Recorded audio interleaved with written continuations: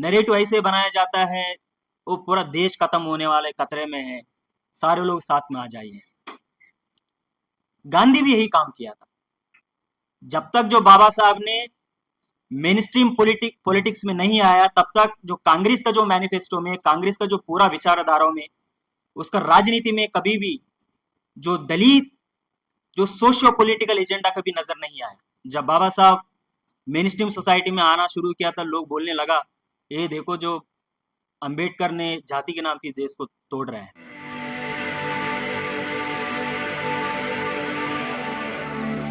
सभी लोगों को जय भीम बोल जो। So I am stand here on behalf of Babasaheb. So ये बहुत इम्पोर्टेंट है जो आइडिया ऑफ इंडिया के बारे में बात करना, because the Indian constitution has promised us that it will fulfill the dreams of each and every oppressed community। लेकिन आज की स्थिति में ये सवाल पूछना बहुत जरूरी है, जो आइडियोलॉजिकली हम हर दिन जिंदगी में जो बात कर रहे हैं वो कितना तक जो प्रैक्टिकल सेंस में जो ट्रांसफर हुआ है इस देश के अंदर। जैसे 2 दिन पहले इस देश के अंदर जो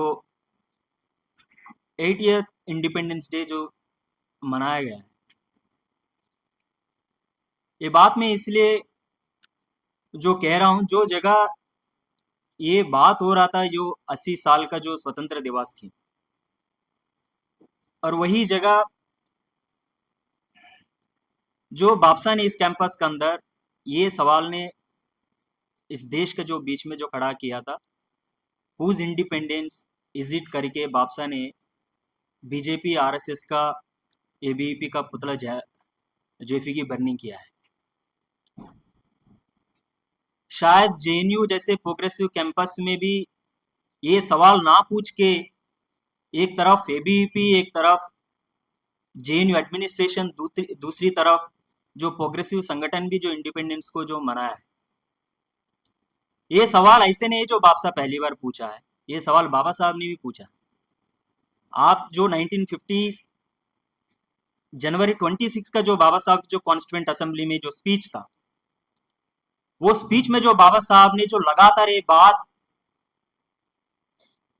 किया है, वो ये कह रहा था इस देश के अंदर जो जाति और क्रीड ये बहुत डोमिनेंट है। जब हमको आजाद मिलेगा, क्या इस देश जो कास्ट और क्रीड को, इस देश को ऊपर रख के इस देश को जो चलाएगा? ऐसे नहीं हो तो क्या इस देश का अंदर जो कास्ट और क्रीड को रख के इस देश को जो कास्ट का जो रूलिंग जो कास्ट है इस देश के अंदर, क्या देश को चला पाएगी इस तरीके से? जब आप क्रीड और कास्ट को देश के ऊपर रखोगे, इस देश के अंदर दोबारा हमको आजाद होने का चांसेस ज्यादा है। जो आजाद तब ट्रू सेंस में तब ट्रांसलेट होती है जब इस देश के अंदर जो मार्जिनलाइज कम्युनिटी का जो इश्यूज देश का जो ऊपर रख के जो उसके ऊपर जो बात होगा, तभी इस देश के अंदर जो मार्जिनलाइज कम्युनिटी के लिए कुछ मिल सकता है। जब भी जो आइडिया ऑफ इंडिया की जो बात होती है, तो मेरा दिमाग में खासकर हो सकता है as a Ambedkar as a Dalit, मेरे दिमाग में ऐसे ख्याल आती है जो राजमौली जैसे जो लार्जर देन लाइफ का जो मूवी होती है, उसका जैसे चौंक में देखता हूं जब इस देश का जो बात होती है। क्यों? जब भी इस देश के अंदर देश की जो बात होती है, जो रातों रातों ग्रैंड नैरेटिव्स बनाया जाता है, नैरेटिव ऐसे बनाया जाता है वो पूरा देश खत्म होने वाले खतरे में है, सारे लोग साथ में आ जाइए। गांधी भी यही काम किया था। जब तक जो बाबा साहब ने मेन स्ट्रीम पॉलिटिक्स में नहीं आया, तब तक जो कांग्रेस का जो मैनिफेस्टो में, कांग्रेस का जो पूरा विचारधाराओं में, उसका राजनीति में कभी भी जो दलित, जो सोशियो पॉलिटिकल एजेंडा कभी नजर नहीं आया। जब बाबा साहब मेन स्ट्रीम सोसाइटी में आना शुरू किया था, लोग बोलने लगा ये देखो जो अंबेडकर ने जाति के नाम पे देश को तोड़ रहे हैं। ये बात सिर्फ गांधी नेहरू ने नहीं किया। जैसे एक मेरा सुना हूं हमारा दोस्त गांधी और नेहरू का जो सबसे ज्यादा जो बात हुआ है, सिर्फ गांधी नेहरू का बात नहीं, इस देश के अंदर जब बाबा साहेब जो पर्टिकुलर कम्युनिटीज के लिए जो बात रख रहा था, इवन प्रोग्रेसिव तबका भी जो बाबा साहब की जो खिलाफ जो खड़ा रहा है। आप जो केरला में जाओगे,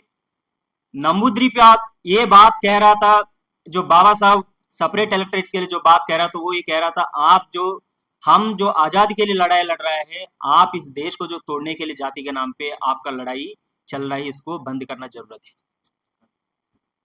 थोड़ा सा मैं एक डेटा के साथ मेरा बात को मैं खत्म करता हूं, आपका सामने मैं सवाल खड़ा करके छोड़ता हूं, आप हमको समझा दीजिए, क्या हम इस देश के अंदर हम जब तक ये मार्जिनलाइज कम्युनिटी का उनका इंटरेस्ट का जो बात हम ना रखे, क्या इस देश का जो आइडिया ऑफ इंडिया की जो बात हो सकता है, नहीं हो सकता है। मेरा पास कुछ डेटा था जो डीएएसएम का 55 sanitation workers have died in the last 5 months, ये 2026 का जो डेटा है, और 622 sanitation workers has died between 2017 to 2026 का, ये लोकसभा में रामदास अठावले ने जवाब दिया है। और इसी देश के अंदर जो इंडिपेंडेंट ह्यूमन राइट्स का जो ग्रुप्स ने कहा है, जो पिछले एक साल के अंदर 800 लेके 1300 के बीच में जो सैनिटेशन वर्कर्स का जो मौत हुआ है। जब आप एनसीआरबी डेटा को देखो तो जो कास्ट अट्रॉसिटीज देश के अंदर हर दिन जिंदगी में बढ़ते जा रहा है, और हायर एजुकेशन अंदर भी जो कास्ट अट्रॉसिटीज 118% जो बढ़ा गया इस देश के अंदर। आप जो मुस्लिम कम्युनिटी का जो क्वेश्चन देखोगे, south Asia justice campaign India persecution जो ट्रैकर की एक जो कमिटी था, एक रिपोर्ट था, वो ये कह रहे थे इस देश के अंदर जो मई से लेके जुलाई 2026 में 25 मुस्लिम कम्युनिटीज को मुस्लिम्स को जो मारा गया, उसमें जो 15 लोगों को स्टेट ने मारा, 10 लोगों को जो हिंदू एक्सट्रीमिस्ट ने जो मारा है।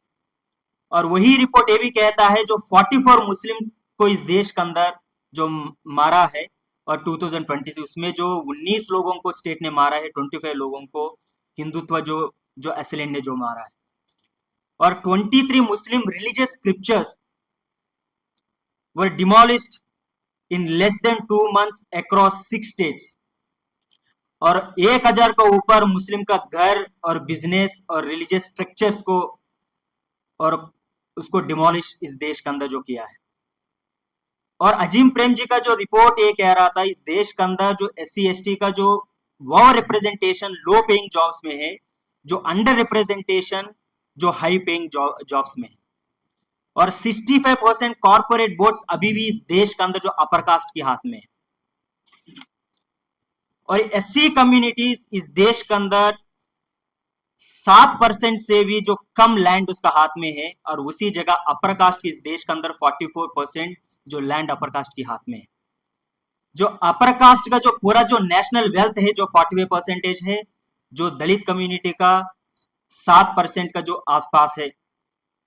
और जो वर्ल्ड इनइक्वालिटी जो रिपोर्ट इस देश के अंदर ये कह रहा था, 88.4% इंडियन जो बिलियनर्स है इस देश के अंदर जो कास्ट जाति से बिलोंग करते हैं, और वो जगह ST का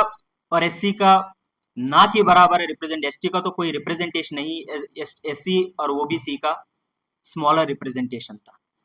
और इस बात के साथ, इस डेटा के साथ मेरा बात को खत्म करता हूं, और ये सवाल मैं इधर खड़ा करके निकलता हूं, जो आइडिया ऑफ जो इंडिया इस देश के अंदर जो किस तरीके से वो इम्प्लीमेंट हो सकता है, किस तरीके से उसको हम आगे बढ़ा सकता है। और इस अपॉर्चुनिटी मुझे देने के लिए जो नेशनल यूथ मूवमेंट को और मैं बहुत धन्यवाद कहना चाहता हूँ। Thank you so much.